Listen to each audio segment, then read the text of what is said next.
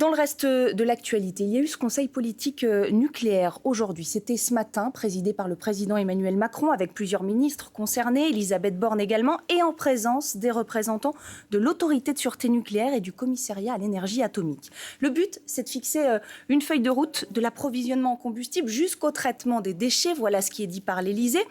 Alors à quoi concrètement va-t-il servir ce conseil et surtout les suites de ce conseil? Et puis quelles projections peut-on faire sur le nucléaire civil en France? On va en parler avec nos invités sur ce plateau. Nicolas Goldberg, bonjour et bienvenue. Bonjour. Vous êtes expert énergie pour Columbus Consulting. Sur ce plateau également, Raphaël Schellenberger, bonjour et bienvenue. Bonjour. Vous êtes député LR et président de la commission d'enquête qui vise à rétablir l'indépendance énergétique. Clémence Delabaume est également à nos côtés. Clémence, bonjour. Bonjour Lucie. Spécialiste des questions économiques, on parlera économie et nucléaire avec vous. Et puis Julie Larnos est connectée avec France Info en direct, députée Europe Écologie Les Verts. Merci infiniment pour votre présence.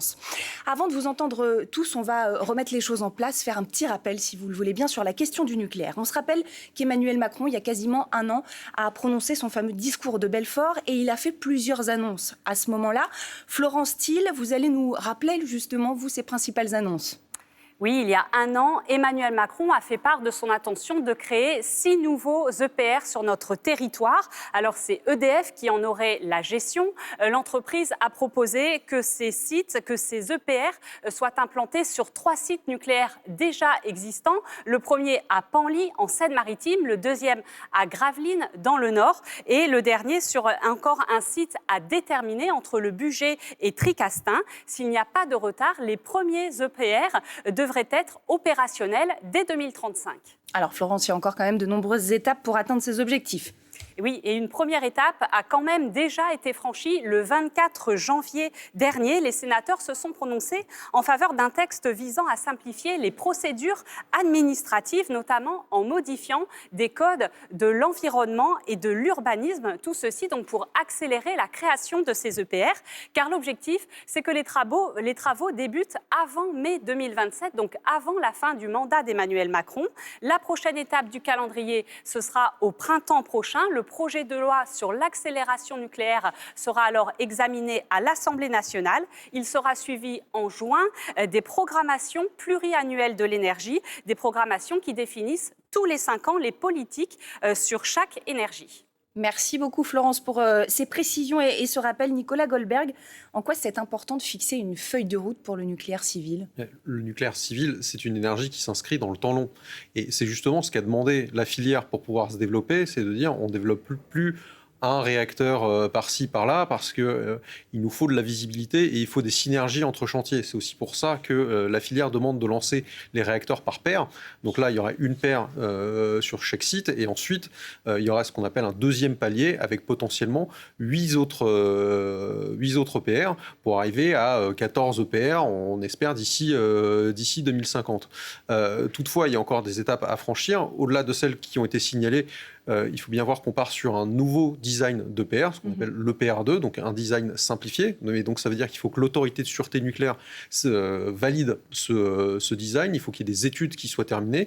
Les premiers EPR, ceux de Flamanville et Olkiluoto, on les avait lancés alors que les études de design n'étaient pas complètement terminées, ce qui a engendré un certain retard et des incompréhensions en fait, avec les prestataires. Parce que quand on dit construire du nucléaire, on pense beaucoup EDF, mais en fait vous avez un énorme tissu d'entreprises industrielles qui doivent suivre des cahiers des charges. Forcément, quand il est incomplet, c'est un peu plus compliqué de le suivre.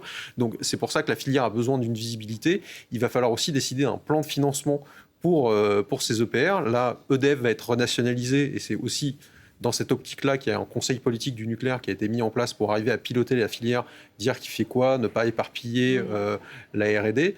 Mais on est bien sur un plan qui va se dérouler sur plusieurs dizaines d'années. Et c'est pour ça qu'il faut un engagement de l'État. Et ça va aussi se traduire dans le dispositif financier qu'on mettra en place pour partager les risques entre le développeur de projet et l'État et faire du coup baisser le coût du nucléaire. Mais finalement, avec ce fameux conseil politique nucléaire et ces plans dont vous nous parlez, on est dans la planification politique, écologique, énergétique aussi dont parlait Emmanuel Macron, Raphaël Schellenberger. On est juste enfin dans le retour à la normale.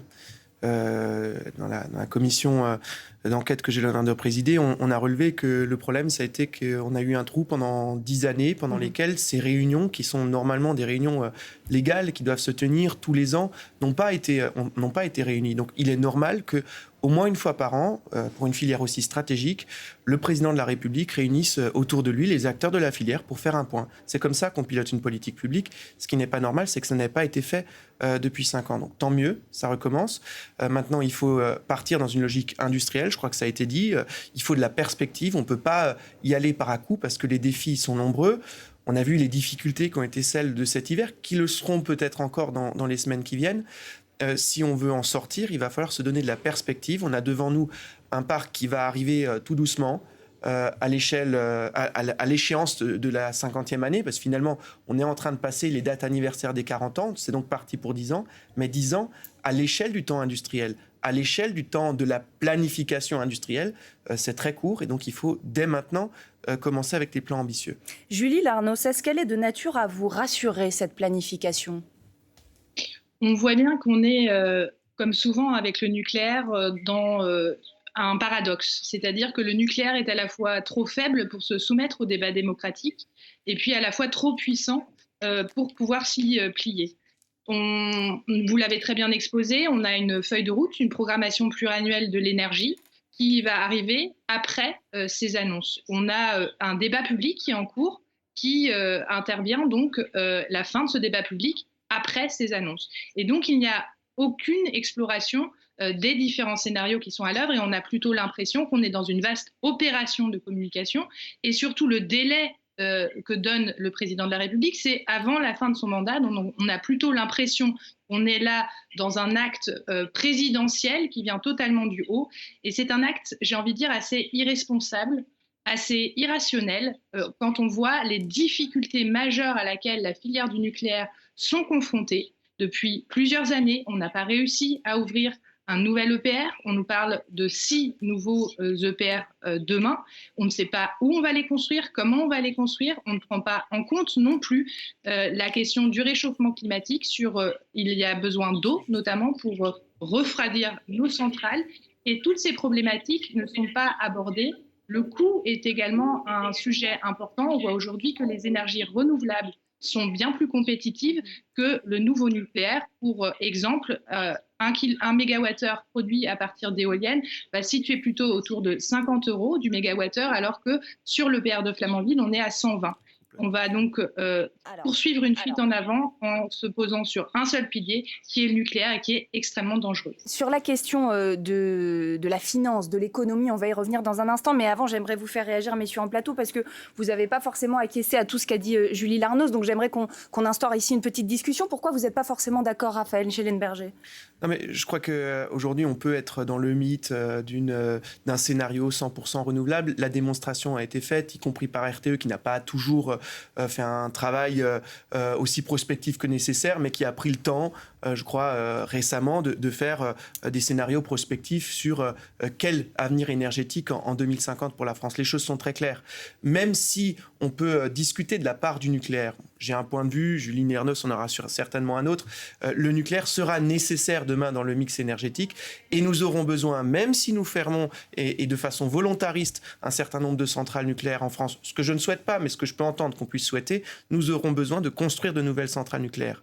Parce que le défi en matière de quantité d'électricité à produire est tel face à l'électrification des usages que les énergies renouvelables et intermittentes ne suffiront pas. Deuxième élément, c'est quand même amusant de voir qu'on a voté, en tout cas l'Assemblée nationale a voté un texte sur la simplification des procédures pour les énergies renouvelables. Ça pose pas de problème démocratique. Par contre, quand on simplifie les procédures pour le nucléaire, là, on est tout de suite dans les grands débats sur l'acceptabilité démocratique. Je crois que les choses sont très claires. Quand on regarde l'opinion publique française aujourd'hui, elle est largement favorable à l'électricité d'origine nucléaire. Alors, Nicolas Goldberg, je vous donne la parole. Ensuite, Julie Larnos, vous aurez à nouveau un droit de réponse. Ce qu'il faut dire, c'est que même si on se lance dans un programme nucléaire à 6 ou 14 EPR, on aura de toute façon besoin des énergies renouvelables.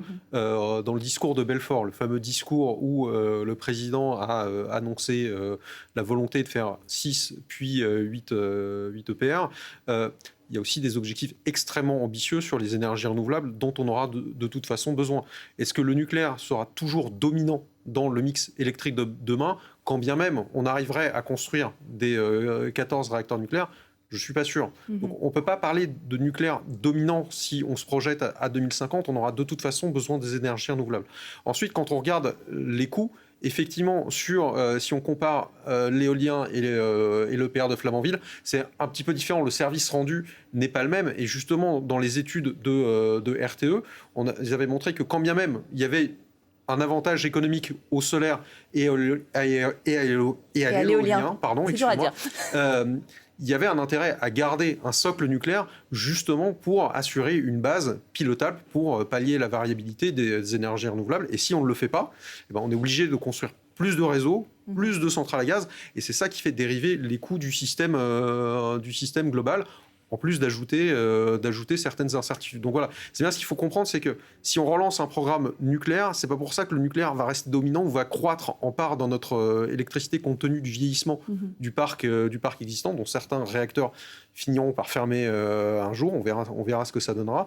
Mais voilà, on a besoin d'un mix de solutions et attention, quand on compare les prix des filières entre elles, c'est le coût système qu'il faut regarder et c'est l'exercice que RTE a fait, mais c'est un exercice un peu compliqué parce que justement, il faut regarder le coût des flexibilités, le coût du réseau et donc il faut avoir des grandes capacités de simulation.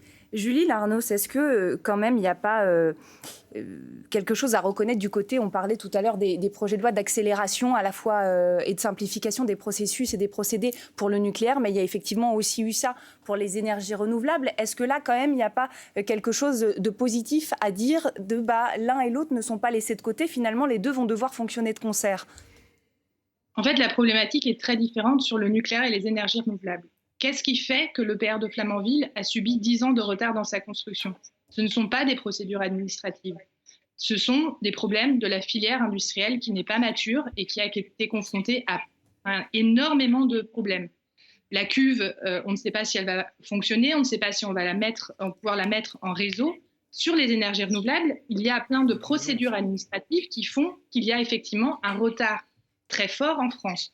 Mais le deuxième problème, c'est qu'aujourd'hui, autant le gouvernement a mis des objectifs dans la loi sur le nucléaire, mais elle n'en a pas mis sur les énergies renouvelables. Et donc, on a une loi des énergies renouvelables, et je pense que les Républicains et la droite ont voté contre, et on voit bien là le fait que ça va à l'encontre de tous les scénarios, puisque le scénario de RTE, même le plus nucléarisé, dit qu'il faut développer massivement les énergies renouvelables. Le deuxième point que je voulais faire, c'est que par rapport au défi climatique qui nous est annoncé sur la sécurité énergétique française, aujourd'hui, sur le climat, si on se base sur le nucléaire, les nouvelles centrales ne verront le jour au plus tôt dans 10 ou 15 ans. Et on fait quoi pour notre électricité? On fait quoi par rapport au climat? On continue comme avant. Le seul moyen d'être indépendant, souverain, d'avoir une énergie peu chère, c'est d'investir massivement dans les énergies renouvelables. Et oui, ça veut dire aussi transformer notre réseau. Et ça fait partie des coûts qu'il y a pour prévoir et planifier cette transition énergétique. Aujourd'hui, rien n'est fait sur la rénovation énergétique, rien n'est fait sur les transports pour réduire notre dépendance aux énergies fossiles. Et tout est misé sur une filière en disant qu'on va tout électrifier. On sait que ce n'est pas possible, y compris en termes de matériaux rares. On ne peut pas rouler tous en voiture électrique individuelle demain, ça n'existe pas. Comme ça n'existe pas dans tous les scénarios de miser tout sur le nucléaire. Et c'est un défi ou c'est un pari absolument irresponsable et dangereux puisqu'on met tous nos œufs dans le même panier. Je voulais rappeler qu'Emmanuel Macron, en 2017, avait lui-même dit qu'il était dangereux de dépendre à 75% uniquement du nucléaire pour l'approvisionnement électrique de la France. Alors, vous nous dites, Raphaël Schellenberger, c'est pas ce qu'on fait. Rapidement, s'il vous plaît, pour qu'on passe au très vite. En fait, quand on lance les chantiers pour même le maximum qu'a annoncé Emmanuel Macron, c'est-à-dire 14 EPR, on est loin, mais loin d'un scénario tout nucléaire. On finira au mieux à 50% en lançant aujourd'hui 14 EPR. Mais Donc, sur la question du calendrier, par exemple, elle n'a pas totalement tort, Julie Larnos. Ça met du temps, ces EPR à être construits. A mis du temps. Il y a des choses très sérieuses qui ont été produites sur les raisons du dérapage de calendrier. Il y a eu des problèmes très graves. Il ne faut pas le nier sur la question de Flamanville. Je crois qu'on ne l'a jamais nié. C'est une filière qu'il a fallu reconstruire. Je crois que cette filière, elle s'est reprise en main. Cette filière, aujourd'hui, elle est à même de relever ce défi. Alors, il y a des questions de design. On n'est pas prêt à commencer demain le chantier, mais dans le calendrier qui est annoncé, je crois que c'est tout à fait possible. Je pense même qu'on pourrait être un peu plus ambitieux que le calendrier qui a été annoncé. Nicolas. Sur deux choses rapidement. D'ici 2030, effectivement, le prochain EPR2, il arrive au mieux en 2035-2037. Donc, avant, il va falloir mettre en place d'autres solutions. Sobriété, efficacité, renouvelable, ça, effectivement, c'est indispensable. C'est indispensable. C'est indispensable. Mais c'est pour ça que, effectivement, quand bien même on lance 14 EPR, on a besoin d'autres choses parce qu'à terme, on sera, je pense, en dessous de 50%. Donc, ça veut dire qu'il y a bien 50% d'autres choses. Donc majoritairement des énergies renouvelables. Et d'ici 2035, il y a d'autres solutions à mettre en œuvre. Mais bon, j'ai pas l'impression qu'on mise uniquement sur ces EPR. Il y a quand même dans le plan 50 parcs éoliens en mer, c'est-à-dire que les 2 tiers de la puissance nucléaire qu'on a installée aujourd'hui, eh ben, il va falloir faire la même chose pour de l'éolien en mer, avec des postes électriques en mer, avec du réseau en mer.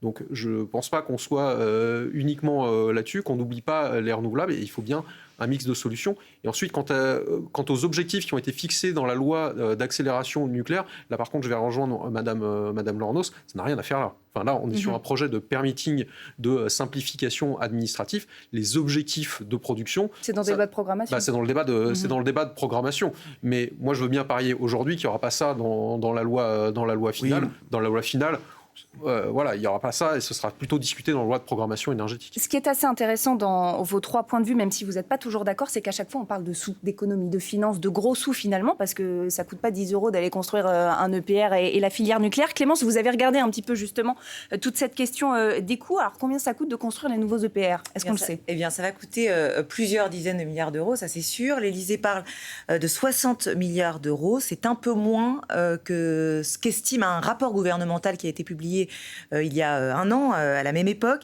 et qui disait que ça coûterait ces 6 EPR 51,7 milliards d'euros. Regardez, à noter que ce coût comprend celui du démantèlement des futurs réacteurs, puisque vous savez qu'une centrale nucléaire a une durée de vie limitée. Le coût du démantèlement, vous allez le voir sur votre écran, d'une centrale est estimé entre 350 et 400 millions d'euros selon EDF et demande environ 25 ans.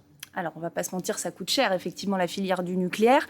On a évoqué rapidement, et on va y revenir, je vous vois faire des signes, Raphaël Schellenberger. Non, mais on va vous donner la parole, mais est-ce qu'on peut juste simplement, pour donner une idée un peu plus globale à ceux qui nous regardent, qui ne sont pas forcément spécialistes de la question, des coûts, évidemment, vous aurez un droit de réponse et votre avis à nous donner. Mais sur ces coûts-là de construction, il y a aussi derrière la question des retards qu'on a un petit peu évoqué, notamment avec Flamanville, et ça aussi, ça peut avoir un coût, Clémence. Eh bien oui, on a tous en tête le fiasco industriel de Flamanville, près de 12 ans de retard sur le calendrier initial. Il devait démarrer en 2012, je vous le rappelle, ce sera finalement en 2024, enfin on l'espère, avec à la clé un coût global qui a explosé.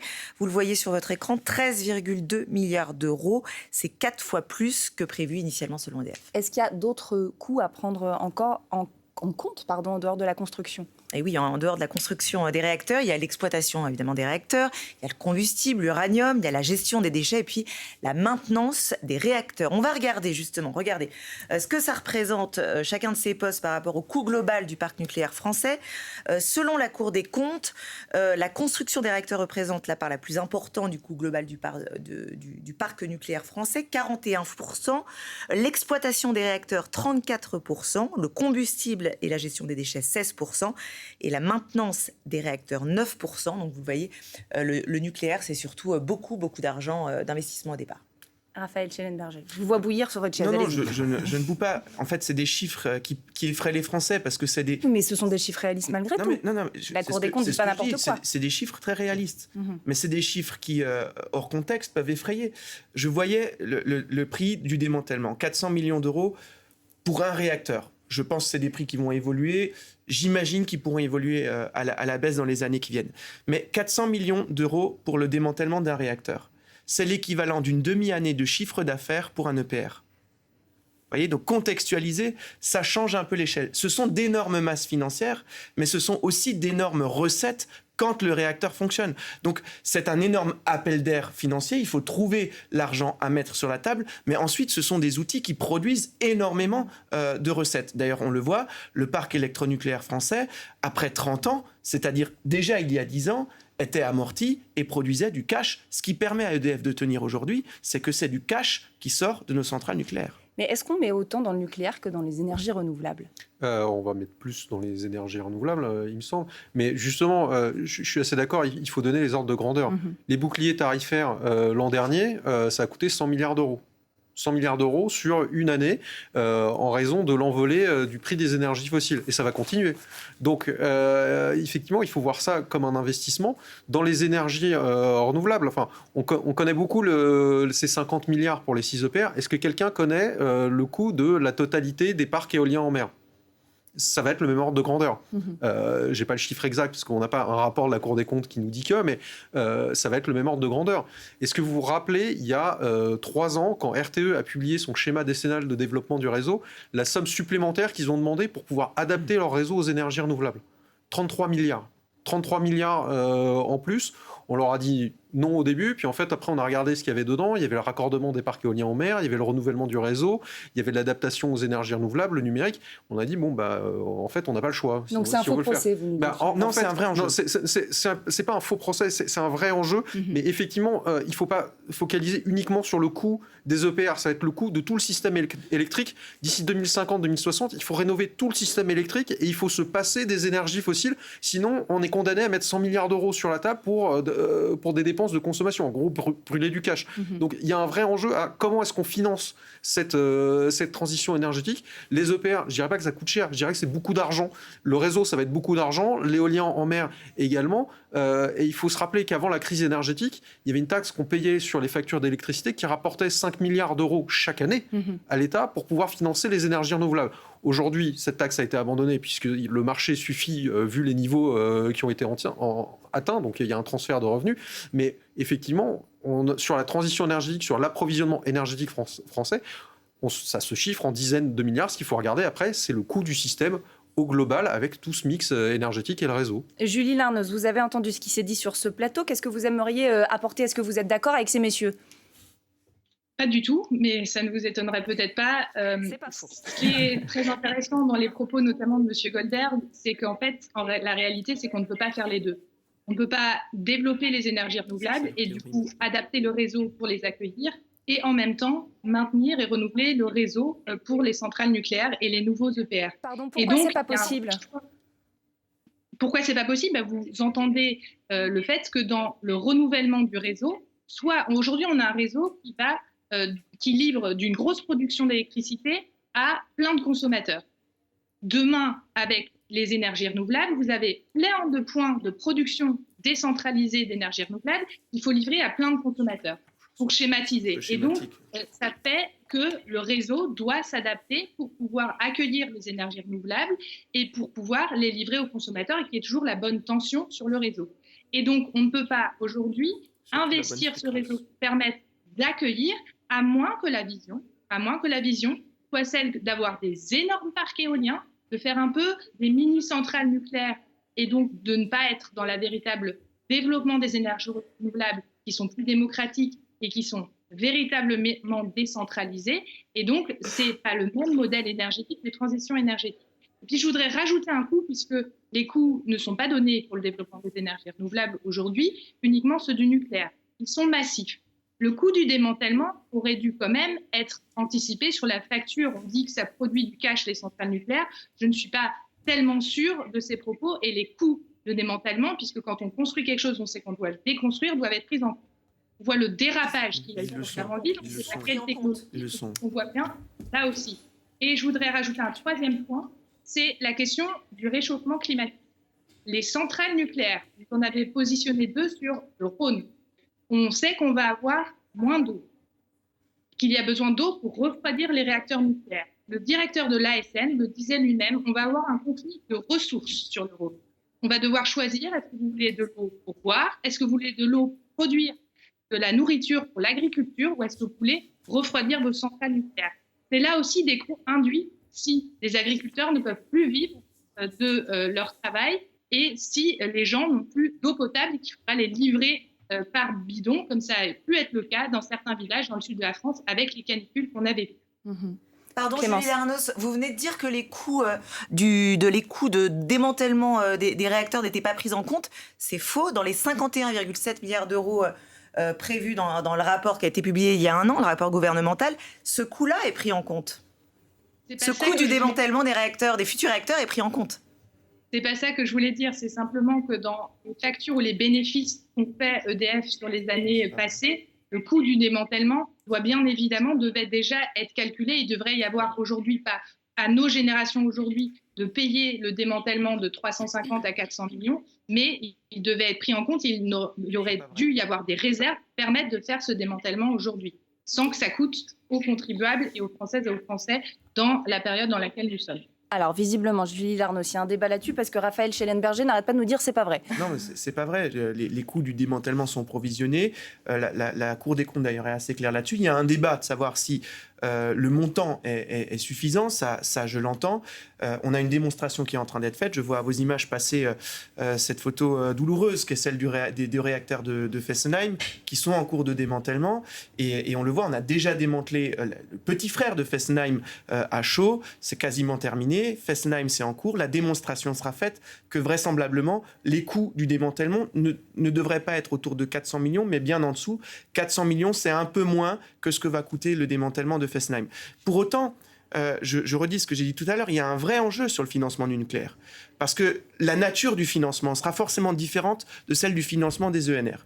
Sur le financement des ENR, on va avoir un appel de capital privé, on va avoir des majeurs privés. Énergie renouvelable. Des énergies renouvelables, pardon. On va avoir des majeurs privés qui vont mettre de l'argent sur la table. On n'aura peut-être pas de difficulté parce que ce sont des technologies qui sont finalement sécures pour des investissements privés. Le nucléaire a une nature différente et moi je souhaite qu'il conserve une nature différente. Moi je ne souhaite pas qu'on confie à n'importe qui l'exploitation d'une centrale nucléaire. Je souhaite que l'État garde la main sur l'exploitation des centrales nucléaires par son opérateur qui est EDF. Donc il y a un enjeu plus côté finances publiques, côté mobilisation d'argent public pour le financement des EPR. C'est ça la différence. Les masses sont sensiblement les mêmes, peut-être même plus élevées pour les ENR que pour les EPR. La question c'est qui va financer, et c'est là que c'est un peu plus compliqué pour les EPR que pour le renouvelable. Nicolas Goldberg.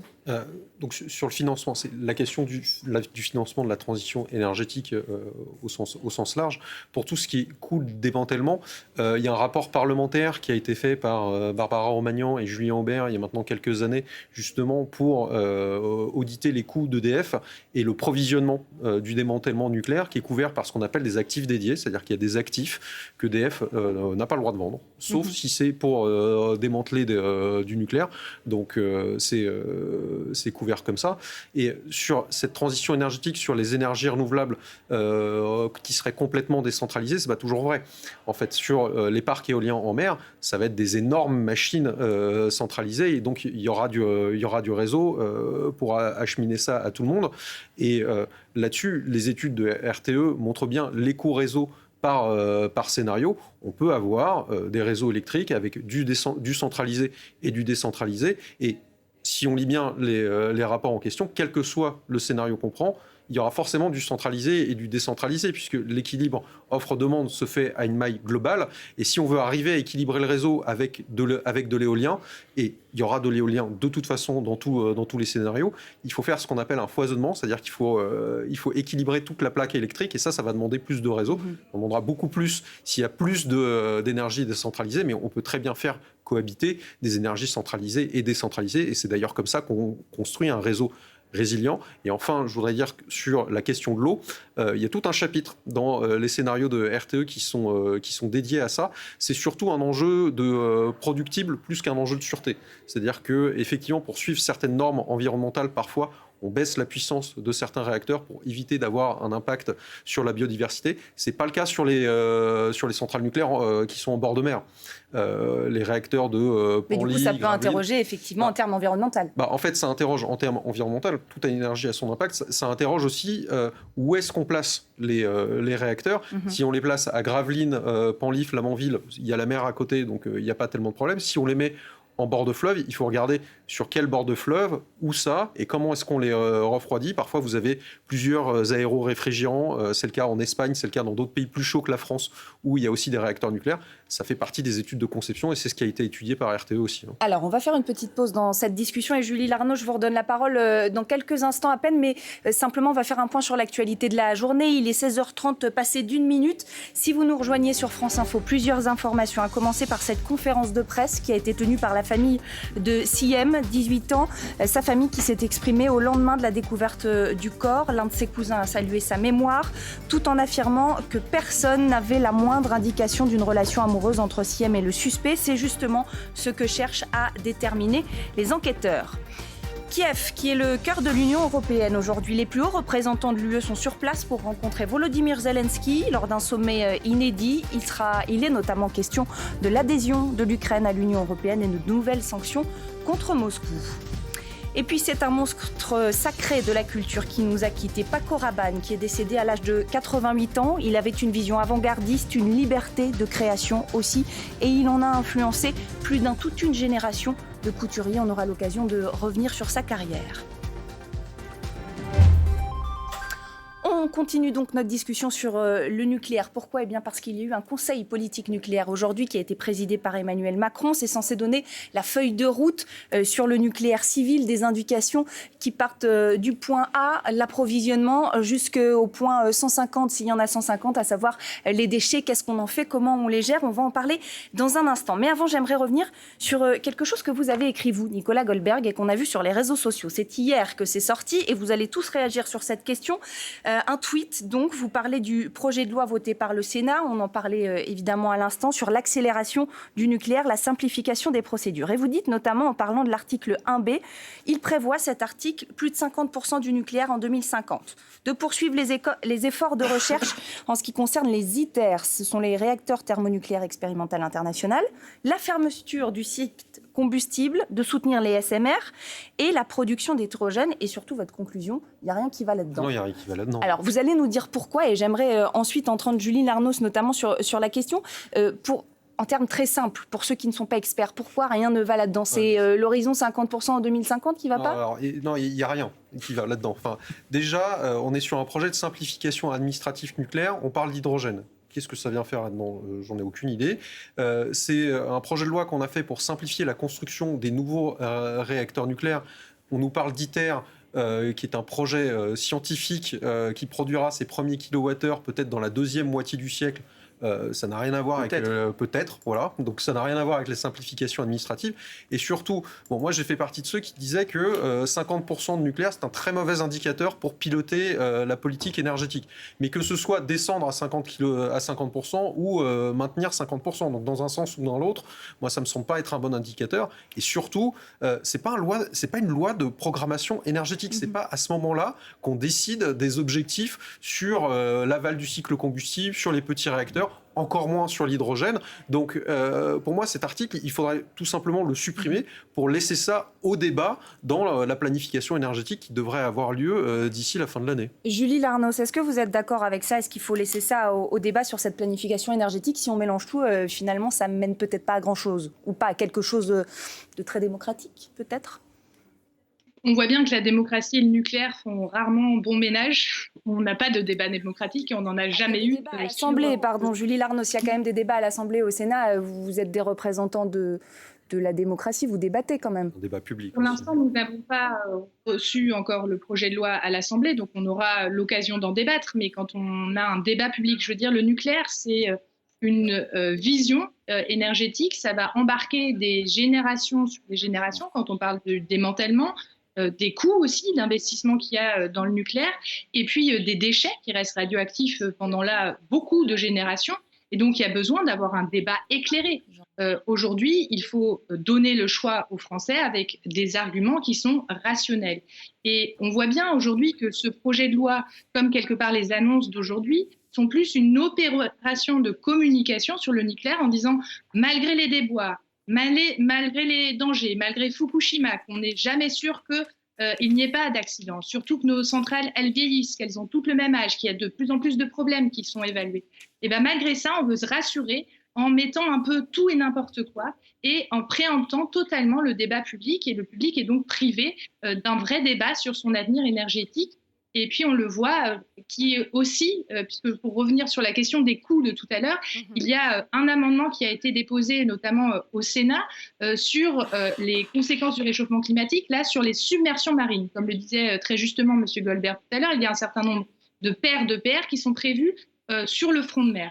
Et donc là, il y a aussi des études et des surcoûts par rapport à une protection de digues, mais on peut s'interroger si à un moment donné, un territoire est menacé par la montée des eaux, et on le voit, le réchauffement climatique aujourd'hui est pleinement à l'œuvre et s'accélère, d'avoir une centrale nucléaire qui va devenir une espèce d'île, et je ne vois pas le sens total que ça pourrait avoir. Là aussi, il y a des surcoûts qui sont absolument énormes et qu'il faut prendre en compte, qui ne sont pas aujourd'hui totalement pris en compte dans les prévisions. Alors, je vais rajouter une pièce au débat parce qu'il est vaste ce débat sur la question du nucléaire et j'aimerais notamment qu'on évoque celle des déchets. On a réalisé un reportage sur cette question il y a quelques mois, c'était avec Mathilde Gracia et Loïc Lemoigne et l'équipe de Vrai ou Fake et on se demandait quelle place prennent réellement les déchets nucléaires en France. Ils sont donc allés à La Hague, en Normandie, pour comprendre, c'est le point de départ de leur enquête, avec notamment cette question d'un cube dans le port de Marseille, signé Ledger. Vous allez comprendre, regardez. Les pro-nucléaires insistent sur le peu de place que prennent les déchets radioactifs. Voici sur le vieux port de Marseille la totalité des déchets de haute activité qui excitent tant les antinucléaires, produits en 60 ans. Alors quelle place prennent réellement ces déchets nucléaires ? Pour le découvrir, direction la Normandie. C'est ici que l'entreprise Orano gère l'uranium qui vient du cœur des réacteurs nucléaires. En arrivant ici, ce combustible usé, hautement radioactif, est plongé dans ces piscines pour refroidir 5 à 7 ans. C'est juste de l'eau ou il y a quoi d'autre ? Non, c'est juste de l'eau. C'est suffisant pour garantir une protection, qu'on appelle une protection biologique. Pourtant, la radioactivité contenue ici est très élevée. S'il n'y avait pas d'eau, on aura un niveau d'irradiation qui pourrait être létal pour une personne qui serait à proximité, même très peu de temps. Pour bien comprendre la surface qu'ils vont représenter, il faut savoir qu'Orano ne considère comme déchet que la partie la plus radioactive et la plus dangereuse de ce combustible, 4% du volume qu'ils vont séparer. Les 96% restants peuvent être réutilisés. On suit donc le parcours de ces déchets ultimes. Cette radioactivité, on va la mélanger avec du verre pour la piéger et la conditionner de façon stable sur le long terme dans du verre. Une fois conditionnés, ces déchets sont entreposés dans ce hangar. Dans chaque puits, des conteneurs d'environ 1 mètre sont empilés. Par sécurité, ils doivent être ventilés en continu. C'est de l'air frais de l'extérieur et ça suffit pour refroidir. Au total, il y a 20 000 conteneurs ici. Ça correspond bien en volume, à peu près, à ce cube dans le port de Marseille. Mais ce ne sont pas les seuls déchets dangereux que la France a prévu d'enfouir à long terme. Il y a aussi les déchets de la structure métallique, en plus donc du combustible qu'il y a dedans. Ils sont compactés en petits bouts et mis dans des conteneurs eux aussi. Ils nécessitent un entreposage et un stockage à terme, du même type que les déchets vitrifiés, pour gérer finalement le risque sur le très long terme. En volume, il faudrait donc ajouter un deuxième cube dans le port de Marseille. Et ce n'est pas fini. Il y a d'autres déchets. Tous ceux qui servent à faire les manipulations, des déchets technologiques des machines par exemple. Il faudrait donc encore ajouter un troisième cube bien plus grand. Voici donc le volume des déchets ultimes, produits par la filière nucléaire française et seulement ceux déjà mis dans les conteneurs. Ils ont vocation à être enfouis à environ 500 mètres de profondeur de manière définitive. Julie Larnaut, j'aimerais entendre votre position sur cette gestion des déchets nucléaires aujourd'hui. On voit bien que c'est un grand impensé. D'ailleurs, l'ASN alertait dès 2010 le fait que la Hague débordait et qu'on allait être à saturation en 2024. Aujourd'hui, ils travaillent sur des parades pour éviter cette saturation, mais on est complètement saturé, c'est-à-dire à débordement à la Hague à l'horizon 2034. On sait que si on veut reconstruire un équipement tel que la Hague, il faut au moins 10 ans, là aussi, puisque les technologies et la sûreté doivent primer. Et là aussi, on n'a pas planifié et donc on n'a pas pris réellement en compte la question des déchets qui nous restent sur les bras. Ensuite, Bure demeure quelque chose de très controversé. Pourquoi ? Parce que les expériences qu'il y a eu sur enfouir les déchets en profondeur tel qu'il est proposé ont révélé des failles importantes et on ne peut pas assurer sur le nombre d'années où ces déchets restent radioactifs la sûreté ni de l'environnement ni des populations aux alentours. On a même du mal à savoir comment transcrire des informations relatives à ces déchets. Et donc, on reste avec des déchets qui sont extrêmement dangereux pendant longtemps. Et c'est un impensé, c'est-à-dire on a mis en place une filière qui produit des déchets pour des générations et des générations à venir. Et on ne sait absolument pas quoi en faire. Et puis, pire, on n'a pas anticipé parce qu'on a totalement évacué le sujet des déchets dans les débats. Et donc, je vous remercie de le mettre à l'ordre du jour parce qu'il est assez essentiel également. Alors, on va prendre aussi l'avis de nos deux autres invités. Raphaël Schellenberger, rapidement s'il vous plaît, parce que le temps file. Ouais. Très vite, c'est pas du tout un impensé. Dès le départ, c'est quelque chose qui est pensé. En 2006, il y a une grande loi qui fixe le cap de tout cela. Et aujourd'hui encore, on a des travaux sur différents volets. Sur la question de ce qui reste des combustibles, je crois qu'il faut, c'est l'objet de l'amendement un peu maladroit du Sénat, mais travailler sur la question de ce qu'on appelle l'aval du cycle, utiliser ce que sont aujourd'hui nos déchets de combustion en combustible dans une autre génération de réacteurs.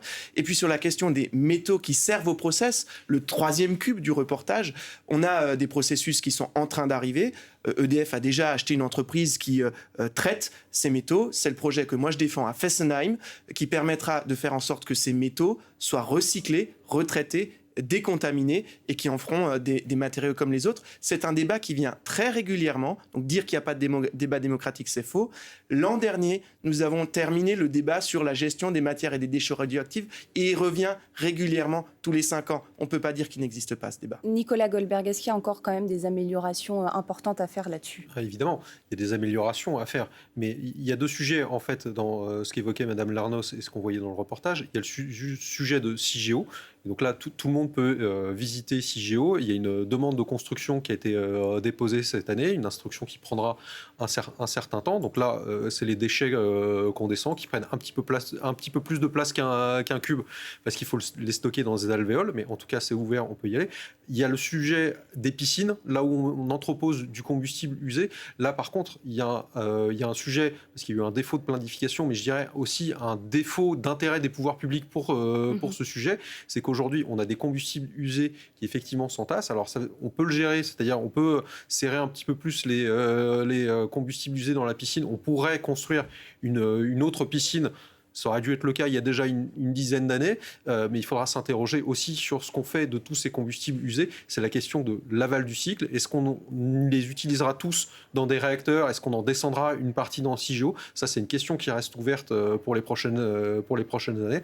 En tout cas, il y a quand même eu un défaut d'anticipation, mais plus des pouvoirs publics, parce que la filière nucléaire, l'ASN, mais pas seulement eux, toute la filière alertait sur le risque d'entassement à La Hague. Là, on va avoir besoin d'une deuxième piscine, elle arrivera un petit peu tard, donc voilà, on va avoir besoin de palliatifs. Vraisemblablement dans les 60 milliards. Voilà, donc il va y avoir un sujet là-dessus. C'est là qu'il y a des points d'amélioration sur la gestion de l'aval du cycle combustible. Et ce sera peut-être le prochain sujet de notre discussion. Le temps file, on va s'arrêter là pour aujourd'hui, mais merci beaucoup à tous les trois de nous avoir donné vos points de vue, vos analyses sur cette question du nucléaire. Merci beaucoup d'avoir été avec nous.